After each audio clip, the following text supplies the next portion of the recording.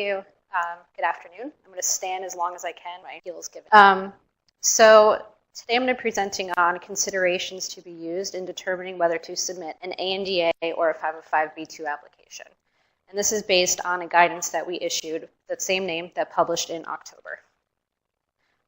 There are 4 different routes for the 2 broad categories of drug applications under the Federal Food, Drug, and Cosmetic Act. The first is the standalone NDA, submitted under Section 505(b)(1 and approved under Section 505(c). Second is the 505(b)(2) NDA submitted under 505(b)(2, hence its name, and approved under 505(c).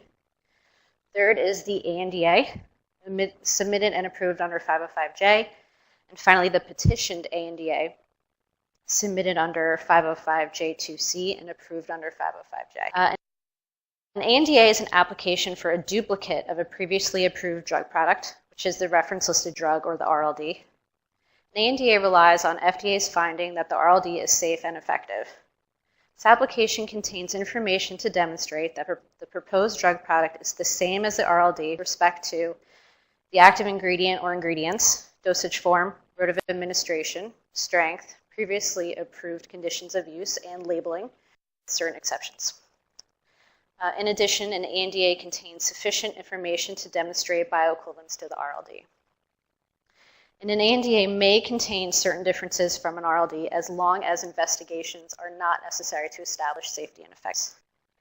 A 505(b)(2) NDA contains full reports of investigations of safety and effectiveness, where at least some of the information required for approval comes from studies not conducted by or for the applicant, and for which the applicant has not obtained a right of reference or use. 505(b)(2) application may rely on FDA's finding of safety and or effectiveness to the extent that the proposed drug shares characteristics with the listed drugs. This application includes a bridge between the proposed drug product and each listed drug that's referenced to demonstrate that such reliance is scientifically justified. So there are certain regulatory and scientific considerations for applicants to consider when determining which of the abbreviated approval pathways is the appropriate path for their proposed drug product. So first we're going to hit the regulatory considerations. If an applicant's proposed drug product is a duplicate of an RLD and eligible for approval as an ANDA, you should submit an ANDA. FDA will refuse to file a B2 application for a drug that is a duplicate of a listed drug and should be submitted as an ANDA. If FDA approves a pharmaceutical equivalent to a proposed product before a B2 application is submitted, meaning that there is an RLD to reference in an ANDA, FDA will refuse to file the application. If FDA approves a duplicate product after a 505(b)(2) application is submitted, but before that application is approved, the application that was submitted would remain eligible for approval as a B2 application. And for reference, pharmaceutical equivalents, like Kun just said, are products that contain the same active ingredient, dosage form, route of administration, and strength. A prospective applicant may submit a suitability petition to FDA requesting permission to submit an ANDA that differs from an RLD in the route of administration, dosage form, strength, or one different active ingredient in a fixed combination drug product. An ANDA citing a suitability petition that has not been approved, meaning the petition is pending or has been denied, will not be received for review. FDA will approve a suitability petition unless the safety and effectiveness of the proposed change cannot be adequately evaluated without data from investigations that exceed what may be required for an ANDA, or the petition is for a drug product for which a pharmaceutical equivalent has been approved in an NDA, including a B2 application, that reference the same listed drug.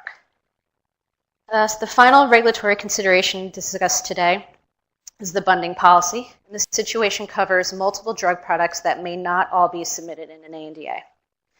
An applicant may seek approval for multiple drug products containing the same active ingredient or ingredients when some of these products would qualify for approval as an ANDA under the 505(j) pathway and others through the B2 pathway by submitting one 505(b)(2) application for all the proposed drug products.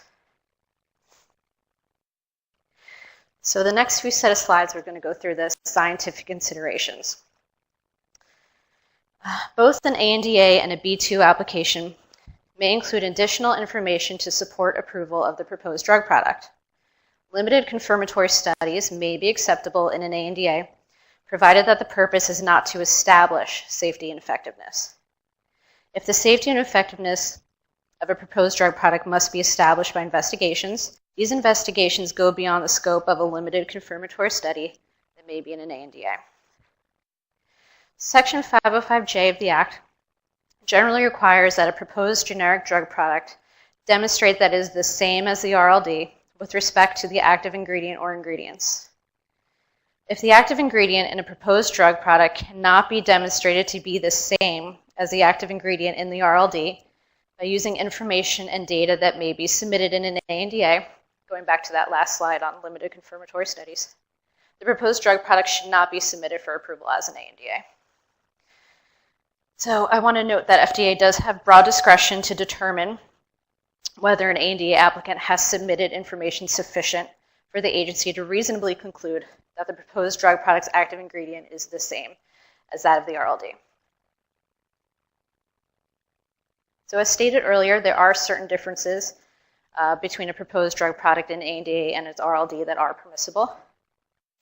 An ANDA with certain differences, as permitted in the implementing regulations, must include information regarding the identity and quantity of all active and inactive ingredients of the proposed drug product, a characterization of any permitted differences between the formulations of the proposed drug product and the RLD, and a justification demonstrating that the safety and effectiveness of the proposed drug product is not adversely affected by these differences. A B2 application should be considered if the proposed drug product contains changes to its formulation that are not permissible in an ANDA. For example, a proposed parenteral drug product that contains an additional inactive ingredient not present in the RLD that cannot be considered an exception excipient, and a proposed drug product that contains a novel excipient, meaning an excipient that has not been used in an FDA-approved drug product previously, the safety of which cannot be established without clinical testing. So as noted earlier, an ANDA contains sufficient information to demonstrate bioequivalence to the RLD. An application for a drug product where the rate and/or extent of absorption are different from the 505J standards for bioequivalence may be submitted as a B2. A B2 NDA is not appropriate for a drug product that should have been submitted under the ANDA pathway but failed to meet all the 505J requirements. For example, FDA would generally refuse to file a B2 application if the proposed drug product is a duplicate of a listed drug but is unintentionally less bioavailable and fails to demonstrate bioequivalence to the listed drug. Regarding conditions of use, an ANDA must include a statement that the conditions of use prescribed, recommended, or suggested in the labeling for the proposed drug product have been previously approved for the RLD. If an applicant has made changes to a proposed drug product such that the proposed labeling for that drug product does not meet the previously approved conditions of use, the application cannot be approved as an ANDA. So another scientific consideration is the existence of a device constituent. A proposed generic drug-device combination product may have a device constituent that has some differences in design from the RLD. So before an application is submitted, we recommend that prospective applicants review the guidance highlighted here, the comparative analysis guidance. Okay, the last item for consideration is labeling of the proposed drug product. Certain differences in labeling between the generic drug product and the RLD may be appropriate due to the fact that the generic drug product and the RLD are produced or distributed by different manufacturers. These differences can include the expiration date, formulation, bioavailability or pharmacokinetics, labeling revisions made to comply with current FDA labeling regulations, and omission of an